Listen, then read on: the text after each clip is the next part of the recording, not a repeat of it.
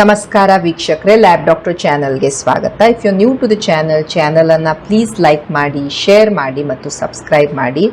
Because ಈ channel ಮೂಲಕ ನಾವು ನಿಮಗೆ ಹೆಲ್ತ್ ರಿಲೇಟೆಡ್ ಇನ್ಫಾರ್ಮೇಷನ್, ಕರೆಕ್ಟಾದಂತಹ ಮೆಡಿಕಲ್ ಇನ್ಫಾರ್ಮೇಷನನ್ನು ಕೊಡ್ತಾ ಇರ್ತೇವೆ.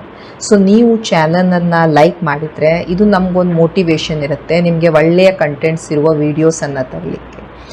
ನಮ್ಮ ಕನ್ನಡ ಭಾಷೆಯಲ್ಲಿ ಬಹಳ ಕಡಿಮೆ ಮೆಡಿಕಲ್ ಇನ್ಫಾರ್ಮೇಟಿವ್ ವೀಡಿಯೋಸ್ ಇರ್ತವೆ. ಸೊ ಆದಷ್ಟು ನಾನು ಟ್ರೈ ಮಾಡ್ತೇನೆ ದ್ಯಾಟ್ ನಿಮಗೆ ಈ ಕನ್ನಡದಲ್ಲಿ ಈ ಮೆಡಿಕಲ್ ಇನ್ಫಾರ್ಮೇಷನನ್ನು ಕೊಡಲಿಕ್ಕೆ. ಸೊ ನೀವು ಚಾನಲನ್ನು ಅಪ್ರಿಷಿಯೇಟ್ ಮಾಡಿದರೆ ನಮಗೆ ಒಂದು ಮೋಟಿವೇಶನ್ ಇರುತ್ತೆ, ಲೈಕ್ ಟು ಗಿವ್ ಯು ಒಳ್ಳೆಯ ವೀಡಿಯೋಸ್, ಸೊ ದ್ಯಾಟ್ ಇದು ನಿಮಗೆ, ನಿಮ್ಮ ಫ್ಯಾಮಿಲಿ, ನಿಮ್ಮ ಫ್ರೆಂಡ್ಸಿಗೆ ಹೆಲ್ಪ್ ಆಗಲಿ ಅಂತ. ಸೊ ಪ್ಲೀಸ್ ಚಾನಲನ್ನು ಲೈಕ್ ಮಾಡಿ, ಶೇರ್ ಮಾಡಿ ಮತ್ತು ಸಬ್ಸ್ಕ್ರೈಬ್ ಮಾಡಿ. ಇವತ್ತಿನ ವಿಡಿಯೋ ನಮಗೆ ಬೇಬಿ ಬಾಯ್ ಬೇಕು, ನಮಗೆ ಬೇಬಿ ಗರ್ಲ್ ಬೇಕು, ಕಡಿಮೆ ಬೇಬಿ ಗರ್ಲ್ ಬೇಕು ಅಂತ ಬರುವಂಥ ಕ್ವೆರಿ ಬಹಳ ಕಡಿಮೆ.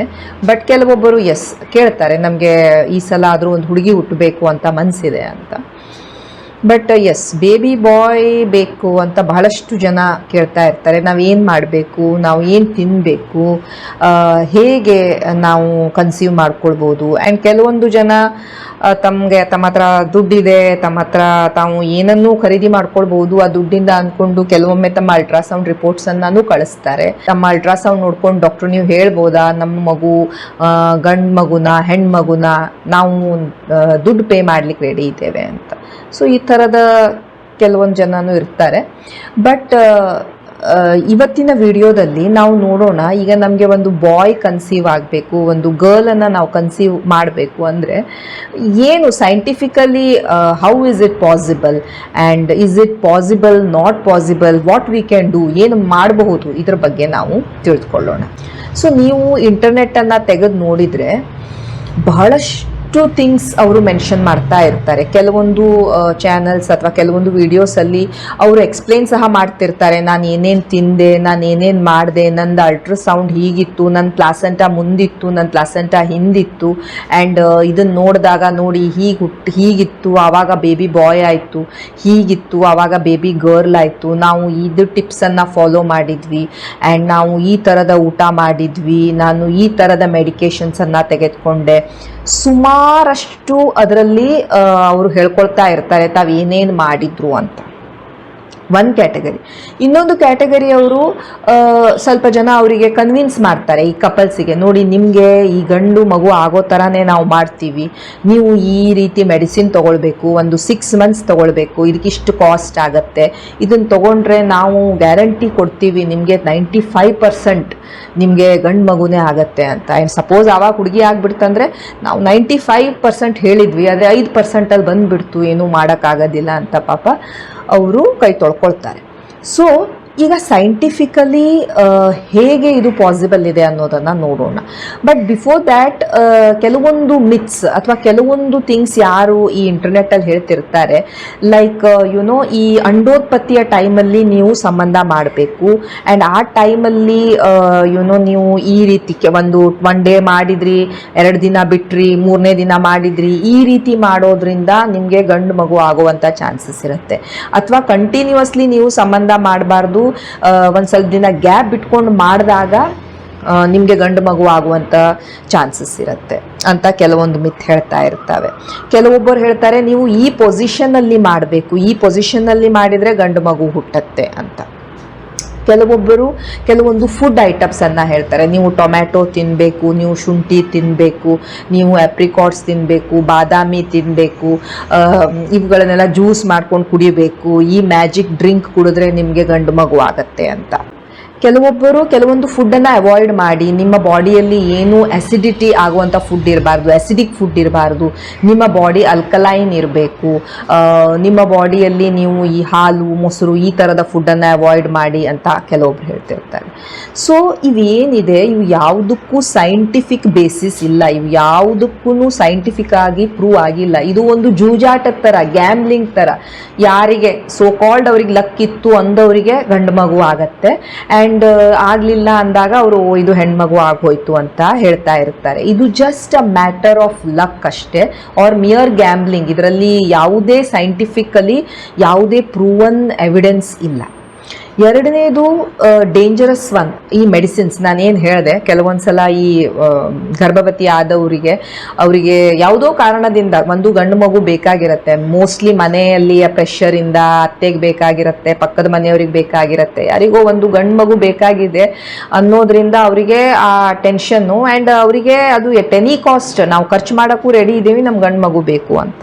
ಆ ಗಂಡು ಮಗು ಚೆನ್ನಾಗಿ ಬೆಳೆಸಲಿಲ್ಲ, ರೆಸ್ಪಾನ್ಸಿಬಿಲಿಟಿ ತಗೊಂಡಿಲ್ಲ, ಮುಂದೆ ಬರೀ ಕುಡ್ಕೊಂಡು ಹೆಂಡತಿಗೆ ಹೊಡೆದು ಮಕ್ಕಳನ್ನ ಬೀದಿ ಪಾಲಿಗೆ ಹಾಕಿ ಆಸ್ಪತ್ರೆಯಲ್ಲಿ ಅವರು ಹಸು ನಿಗಿದ್ರೂ ಪರವಾಗಿಲ್ಲ, ನಮ್ಗೆ ಗಂಡು ಮಗು ಬೇಕು ಅನ್ನೋರು ಬಹಳಷ್ಟು ಜನ ಇರ್ತಾರೆ. ಸೊ ಈಗೇನಾಗತ್ತೆ, ಈ ಥರದ ಸಿಚುವೇಶನ್ಸಲ್ಲಿ ಕೆಲವೊಂದು ಔಷಧಿಗಳನ್ನು ತೆಗೆದುಕೊಳ್ಳಲಿಕ್ಕೆ ಶುರು ಮಾಡ್ತಾರೆ 6 months. ಅದು ಯಾವುದೇ ಪ್ರಿಪ್ರೇಷನ್ ಇರ್ಬೋದು. ಕೆಲವೊಬ್ಬರು ಈ ಪುಡಿಯನ್ನು ತಿಂತಾರೆ, ಕೆಲವೊಬ್ಬರು ಕ್ಯಾಪ್ಸೂಲ್ಸನ್ನು ನುಂಗ್ತಾರೆ, ಕೆಲವೊಬ್ಬರು ಇಂಜೆಕ್ಷನ್ಸನ್ನು ತಗೊಳ್ತಾರೆ, ಕೆಲವೊಬ್ಬರು ಈ ಥರ ಚೂರ್ಣವನ್ನು ತಿಂತಿರ್ತಾರೆ, ಕೆಲವೊಬ್ಬರು ಟ್ಯಾಬ್ಲೆಟ್ಸನ್ನೇ ನುಂಗ್ತಾರೆ. ಪ್ರೆಗ್ನೆನ್ಸಿ ಬಹಳ ಸೆನ್ಸಿಟಿವ್ ಟೈಮ್ ಇರುತ್ತೆ. ಸೊ ನೀವು ಯಾವಾಗ ಈ ರೀತಿ ಮೆಡಿಸಿನ್ಸನ್ನು ತಗೊಳ್ತೀರಾ, ಎಷ್ಟು ಸೇಫ್ ಇರುತ್ತೆ ಅದು ನಿಮಗೆ, ನಿಮ್ಮ ಮಗುವಿಗೆ, ಅದು ಯಾರಿಗೂ ಗೊತ್ತಿರೋದಿಲ್ಲ. ನಾರ್ಮಲಿನೇ ಯಾವುದೇ ಒಂದು ಮೆಡಿಸಿನನ್ನು ಪ್ರೆಗ್ನೆನ್ಸಿ ಟೈಮಲ್ಲಿ ಕೊಡಬೇಕಾದ್ರೆ 10 ಸಲ ಯೋಚನೆ ಮಾಡಬೇಕಾಗತ್ತೆ, ಇದು ಸೇಫ್ ಇರಬಹುದಾ ಅಂತ. ಅಂಥದ್ರಲ್ಲಿ ನೀವು ಈ ಥರದೆಲ್ಲ ಮೆಡಿಸಿನ್ ನುಂಗಿದ್ರೆ ನಿಮಗೆ ನಿಮ್ಮ ಮಗುವಿಗೆ ಏನೇನು ಪ್ರಾಬ್ಲಮ್ ಆಗತ್ತೆ ಅದನ್ನು ಯಾರಿಗೂ ಗೊತ್ತಿರೋದಿಲ್ಲ. ಸೊ ಈ ರೀತಿ ಮೆಡಿಸಿನ್ ತಗೊಂಡು ಗಂಡು ಮಗು ಹುಟ್ಟುತ್ತಿತ್ತು ಅಂದರೆ ನನಗನ್ಸೋ ಮಟ್ಟಿಗೆ 95% ಬರೀ ಗಂಡು ಮಕ್ಕಳೇ ಇರ್ತಿದ್ರು, ಒಂದು 5% ಏನಾದರೂ ಹೆಣ್ಣು ಮಕ್ಕಳು ಇದ್ದರೆ ಇರಬಹುದಿತ್ತು. ಸೊ ಇದು ಸಹ ಒನ್ ಆಫ್ ದ ಮಿತ್. ಇದರಲ್ಲೂ ಯಾವುದೇ ಸೈಂಟಿಫಿಕ್ ಎವಿಡೆನ್ಸ್ ಇಲ್ಲ, ಇದು ಜಸ್ಟ್ ಒಂದು ಮಿತ್ ಅಷ್ಟೇ. ಆ್ಯಂಡ್ ಜನ ಇದನ್ನು ಬಿಲೀವ್ ಮಾಡ್ತಾರೆ, ತಮ್ಮ ದುಡ್ಡನ್ನು ಕಳ್ಕೊಳ್ತಾರೆ. ಅವರ ಪ್ರಕಾರ ಅವ್ರಿಗೆ ಲಕ್ ಇತ್ತು ಅಂದರೆ ಕೆಲವೊಮ್ಮೆ ಗಂಡು ಮಗು ಆಗ್ಬೋದು, ಇಲ್ಲಾಂದರೆ ಅವರು ಇದೇ ರಟ್ಟಲ್ಲಿ ಬಿದ್ದಿರ್ತಾರೆ. ಹಾಗಿತ್ತು ಅಂದರೆ ಈಗ ಗಂಡು ಮಗು ಹುಟ್ಟಬೇಕು ಅಂದಾಗ ನಾವೇನು ಮಾಡಬೇಕು?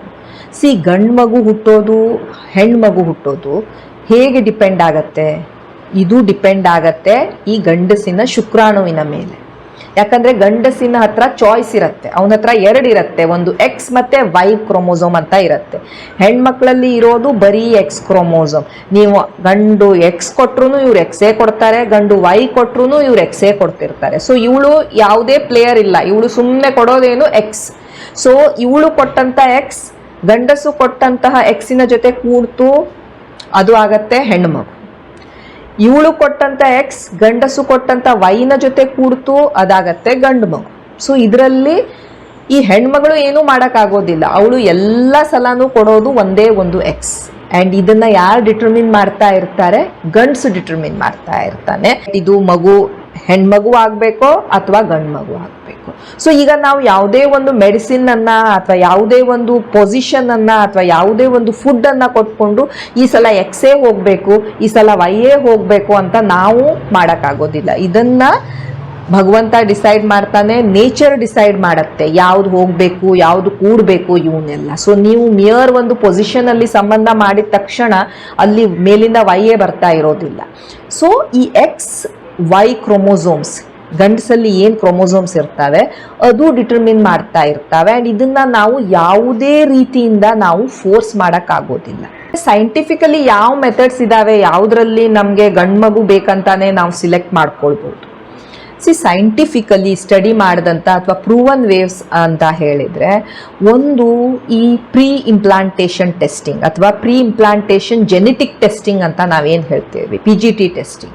ಅದರಲ್ಲಿ ಏನಾಗುತ್ತೆ, ಸಪೋಸ್ ಒಂದು ಮಗುವಿಗೆ ಏನಾದರೂ ಒಂದು ಅನುವಂಶಿಕ ರೋಗ ಇದೆ ಅಂದಾಗ ನಾವು ಈ ಟೆಸ್ಟಿಂಗನ್ನು ಮಾಡ್ತಾ ಇರ್ತೇವೆ. ಆ್ಯಕ್ಚುಲ್ ರೀಸನ್ ಯಾಕೆ ನಾವು ಈ ಟೆಸ್ಟಿಂಗನ್ನು ಮಾಡ್ತಾ ಇರೋದು, ತಂದೆ ತಾಯಿಯಲ್ಲಿ ಯಾವುದೋ ಒಂದು ಅನುವಂಶಿಕ ರೋಗ ಇದೆ, ಅದು ಮಗುವಿಗೂ ಏನಾದರೂ ಬಂದಿದೆಯೋ ಅಂತ ನೋಡ್ಲಿಕ್ಕೆ ನಾವೇನ್ ಮಾಡ್ತೇವೆ, ಆ ಎಂಬ್ರಿಯೋ, ಆ ಭ್ರೂಣದಿಂದ ನಾವು ಬಯೋಪ್ಸಿ ಮಾಡಿಕೊಂಡು ನೋಡ್ತಾ ಇರ್ತೇವೆ. ಸೊ ಆವಾಗ ನಮಗೆ ಗೊತ್ತಾಗತ್ತೆ ಏನಾದರೂ ಆ ಮಗುವಿಗೆ ಅನುವಂಶಿಕ ರೋಗ ಇದೆಯೋ ಇಲ್ವೋ ಅಂತ. ಇದು ಈ ಪ್ರೀ ಇಂಪ್ಲಾಂಟೇಷನ್ ಜೆನೆಟಿಕ್ ಟೆಸ್ಟಿಂಗಿನ ಮೇನ್ ಮೋಟೋ. ಓಕೆ, ಈಗ ಇದರಿಂದ ನಮಗೆ ಮಗುವಿನ ಸೆಕ್ಸ್ ಸಹ ಗೊತ್ತಾಗತ್ತೆ, ಮಗು ಗಂಡು ಮಗುನೋ ಹೆಣ್ಮಗು ಅಂತ ಸಹ ಗೊತ್ತಾಗತ್ತೆ. ಬಟ್ ಜಸ್ಟ್ ಬಿಕಾಸ್ ಇದರಿಂದ ಹೆಣ್ಮಗು ಅಥವಾ ಗಂಡು ಮಗು ಗೊತ್ತಾಗತ್ತೆ, ನಾವು ಈ PGTಯನ್ನು ಮಗುವಿನ ಜೆಂಡರ್ ಡಿಟರ್ಮಿನ್ ಮಾಡಲಿಕ್ಕೆ ಯೂಸ್ ಮಾಡೋದಿಲ್ಲ, ಮಾಡಬಾರದು. ಇದನ್ನ ಜಸ್ಟ್ ಅನುವಂಶಿಕ ಏನಾದರೂ ರೋಗ ಇದೆಯಾ ಅನ್ನೋದಕ್ಕೆ ಪತ್ತೆ ಹಚ್ಚಲಿಕ್ಕೆ ಮಾತ್ರ ಮಾಡಬಹುದು. ಇದು ಅಲ್ಟ್ರಾಸೌಂಡ್. ಎಸ್, ನಾನು ಹೇಳಿದೆ ಅಲ್ಟ್ರಾಸೌಂಡ್ ರಿಪೋರ್ಟ್ ಕಳಿಸಿ, ಇದು ಗಂಡು ಮಗುನೋ ಇದು ಹೆಣ್ಣು ಮಗುನೋ, ನಾವು ನಿಮಗೆ ದುಡ್ಡು ಕೊಡ್ತೇವೆ ಅಲ್ಟ್ರಾಸೌಂಡು ಹೇಳಿ. ಈ ರೀತಿ ಪೇಷಂಟ್ಸ್ ಅಲ್ಟ್ರಾಸೌಂಡಲ್ಲೂ ನಮಗೆ ತಿಳಿಯುತ್ತೆ ಅದು ಗಂಡು ಮಗು ಇರುತ್ತೋ ಅಥವಾ ಹೆಣ್ಮಗು ಇರುತ್ತೋ, ಯಾಕಂದರೆ ಮಗುವಿನ ಜೆನಿಟೇಲಿಯಾಸ್ ಡೆವಲಪ್ ಆಗಲಿಕ್ಕೆ ಶುರು ಆಗ್ತವೆ. ಮೂರನೇದು ಎಮ್ನಿಯೋಸೆಂಟಸಿಸ್. ಈ ಮಗುವಿನ ಸುತ್ತಲೂ ಇರುವಂತಹ ಈ ದ್ರವ ಏನಿರುತ್ತೆ ಅದರಿಂದ ನಾವು ಯಾವಾಗ ಟೆಸ್ಟ್ ಮಾಡ್ತೇವೆ ಅದರಲ್ಲಿ ನಮಗೆ ಗೊತ್ತಾಗತ್ತೆ ದಟ್ ಈ ಮಗು ಗಂಡು ಮಗು ಇರುತ್ತೋ ಹೆಣ್ಮಗು ಇರುತ್ತೋ.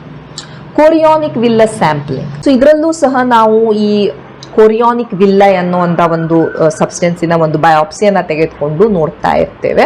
ಆ್ಯಂಡ್ ಇದರಿಂದ ನಮಗೆ ಗೊತ್ತಾಗತ್ತೆ ಅದು ಗಂಡು ಅಥವಾ ಹೆಣ್ಣು ಅಂತ. ಸೊ ಇವೆಲ್ಲ ಮೆಥಡ್ಸಿಂದ ಡಾಕ್ಟರ್ಸಿಗೆ ಗೊತ್ತಾಗತ್ತೆ ಇದು ಗಂಡು ಮಗುನೋ ಅಥವಾ ಹೆಣ್ಮಗುನೋ. ಇವಿಷ್ಟೇ ಮೆಥಡ್ಸಿಂದ ನೀವು ಕುತ್ಕೊಂಡ್ರೆ ಹೀಗಾಗತ್ತೆ, ಹಾಗೆ ನಿಂತ್ಕೊಂಡ್ರೆ ಗಂಡು ಮಗು ಆಗತ್ತೆ, ಅದು ಯಾವುದರಿಂದನೂ ಗೊತ್ತಾಗೋದಿಲ್ಲ. ಈಗ ಹೇಳಿದಂಥ ಮೆಥಡ್ಸ್ ಮಾತ್ರ ನಿಮಗೆ ಹೇಳುತ್ತೆ ದ್ಯಾಟ್ ಎಸ್ ಇದು ಗಂಡು ಮಗು ಆಗ್ಬೋದು, ಹೆಣ್ಮಗು ಆಗ್ಬೋದು. ಬಟ್ ಇವು ಯಾವುದನ್ನು ನಾವು ಭಾರತದಲ್ಲಿ ಯೂಸ್ ಮಾಡೋ ಹಾಗೆ ಇಲ್ಲ ಟು ರಿವೀಲ್ ದ ಜೆಂಡರ್. ಹೌದು, ನಿಮಗೆ ಹುಟ್ಟುವಂಥ ಮಗು ಗಂಡು ಮಗು, ನಿಮಗೆ ಹುಟ್ಟುವಂಥ ಮಗು ಹೆಣ್ಮಗು ಅಂತ. ಯಾಕಂದರೆ ನಮ್ಮ ದೇಶದಲ್ಲಿ ಹೇಗಿದೆ, ನಾವು ಹೇಗೆ ನಮ್ಮ ಮಗುವನ್ನು ಬೆಳೆಸ್ತೇವೆ, ಎಷ್ಟು ರಿಸ್ಪಾನ್ಸಿಬಲ್ ಅವನ್ನ ಮಾಡ್ತೇವೆ, ಅದ್ರ ಬಗ್ಗೆ ಚಿಂತೆ ಇರೋದಿಲ್ಲ.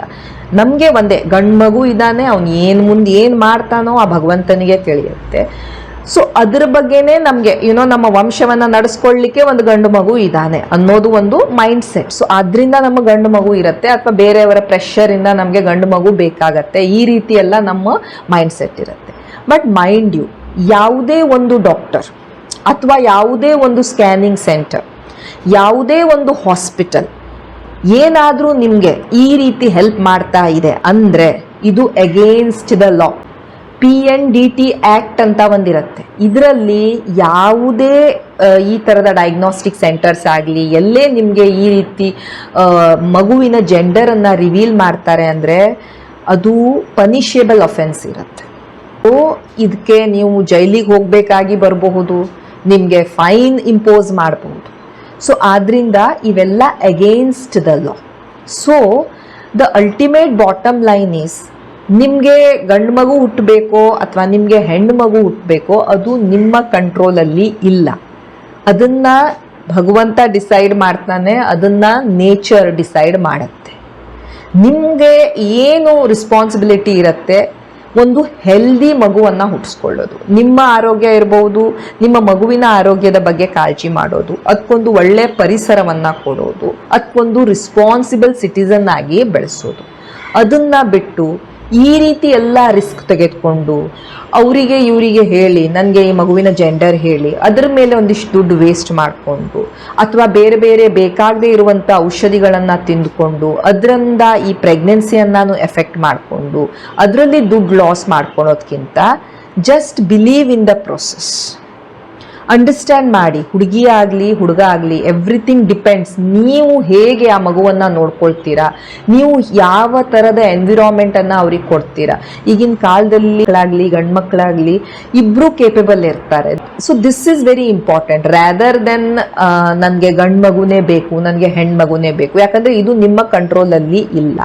ಸೊ ನೀವು ಏನು ಗಂಡು ಮಗು ಕನ್ಸೀವ್ ಮಾಡ್ತೀರೋ ಹೆಣ್ಮಗು ಕನ್ಸೀವ್ ಮಾಡ್ತೀರೋ that is not under your control. And ಏನೇ ಮಾಡಿದ್ರೂ ಅದು ಗಂಡು ಮಗು ಆಗತ್ತೆ ಅಥವಾ ಹೆಣ್ಣು ಮಗು ಆಗತ್ತೆ ಅಂತ ಡಿಟರ್ಮಿನ್ ಮಾಡೋಕ್ಕೆ ಆಗೋದಿಲ್ಲ. It is just dependent on the chromosomes. ಯಾವ ವರ್ಣತಂತುಗಳು ಹೋಗ್ತಾವೆ ಗಂಡಸಿನಿಂದ ಹೆಂಗಸಿನ ಈ ಓವಮ್ ಅಥವಾ ಎಗ್ಗಿನ ಜೊತೆ ಮೀಟ್ ಆಗಲಿಕ್ಕೆ, ಅದರ ಮೇಲೆ ನಿಮಗೆ ಯಾವ ಮಗು ಹುಟ್ಟತ್ತೆ ಅನ್ನೋದು ಡಿಪೆಂಡ್ ಆಗ್ತಾ ಇರುತ್ತೆ. Thank you so much for watching the video. Please like, share and subscribe the channel. Thank you.